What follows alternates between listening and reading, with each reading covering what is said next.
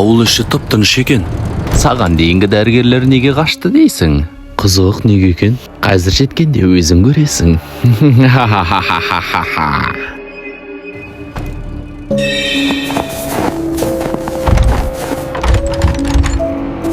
Адамның денесіне кетіп бара жатқанға ұқсайды. Мына үйдің бәріне патронажды баруды айтсай. Міне ауруханаға да жеттік. Енді сенің үйің осы болады. Міне. Сонда адамдардың бәрі қайда кеткен? Қала тып-тыныш.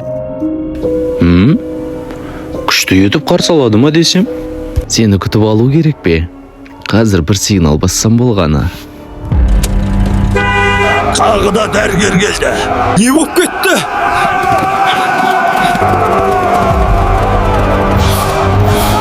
Зұлымдарға өлім!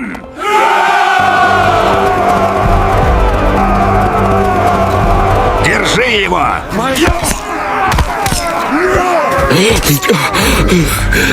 Тоқтатыңдар!